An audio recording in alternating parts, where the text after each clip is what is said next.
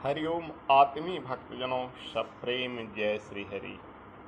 आज का प्रसंग है गायत्री मंत्र परमाणु बम है।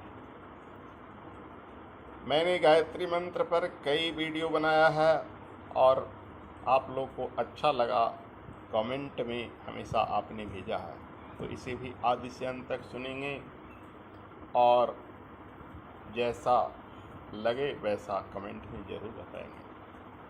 गायत्री मंत्र वेदों का महान मंत्र है। ऋग्वेद में भी है, यजुर्वेद में भी है और अथर्ववेद में भी है। इस चारों वेद में भी है, सामवेद में भी है। ऋग्वेद का प्रधान सूक्त गायत्री मंत्र कहा जाता है। इसकी महिमा का वर्णन हर शास्त्र, हर पुराण, हर स्मृति में आया है। जितने भी हिंदू धर्म ग्रंथ हैं गायत्री की बखान की है।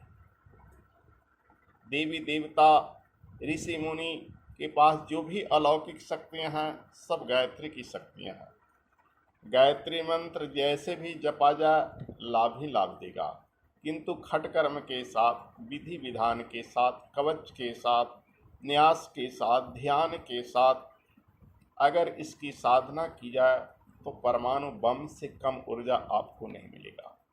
बिल्कुल परमाणु बम कहें तो इसमें कोई अतिशक्ति नहीं। जो व्यक्ति गायत्री का त्रिकाल साधना करता है, त्रिकाल कहने का मतलब है 3 समय, प्रातः ब्रह्म मुहूर्त में, दोपहर 12 बजे के बाद से 3 बजे के भीतर और संध्या 5 बजे से लेकर 7 बजे के भीतर अगर आप गायत्री का जप करते हैं त्रिकाल, मिनिमम 1100 माला, 11 माला, 1100 मंत्र मिनिमम, अधिकतम आपकी शक्ति है तो आप परमाणु की वो शक्ति प्राप्त कर लीजिएगा जो परमाणु बम में शक्ति है।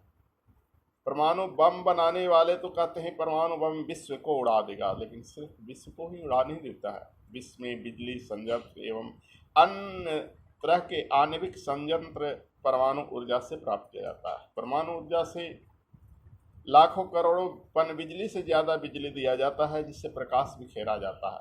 ये सत्य है कि परमाणु पटक दो तो सारे सृष्टि का विनाश हो सकता है, लेकिन उसी परमाणु के सदुपयोग अगर किया जाए तो सारे सृष्टि में सृजन हो सकता है।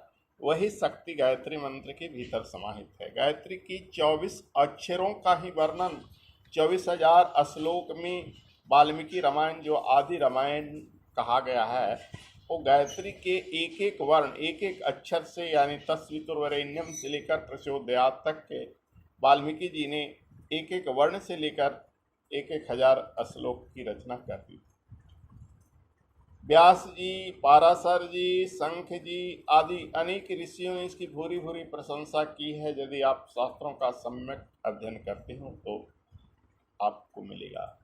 गीता में भगवान श्री कृष्ण ने स्वयं कहा है गायत्री छंद साह में, यानी छंदों में मैं गायत्री हूँ।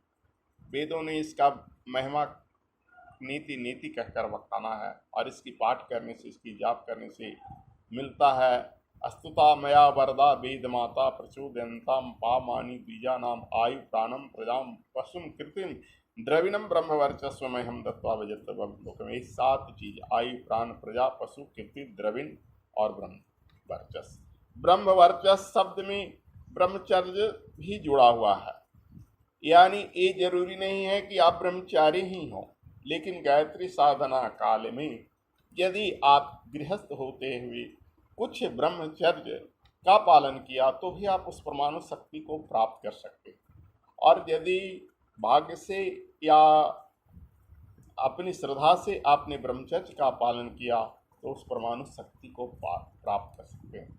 परमाणु शक्ति, जी हाँ, परमाणु की तरह विध्वंस की शक्ति है। जरा सा भी आपकी भ्रिकुटी तन जाए तो जिस प्रति भी भ्रिकुटी तन जाए वो से ध्वस्त कर देगा, बिल्कुल परमाणु बम की तरह। प्राचीन ऋषियों में जो आशीर्वाद और श्राप देने की शक्ति थी वो गायत्री के ही मंत्र के बदौलत, क्योंकि जिह्वायाम सरस्वती गायत्री कवच में कहा गया है, जिह्वा पर सरस्वती विराजती है।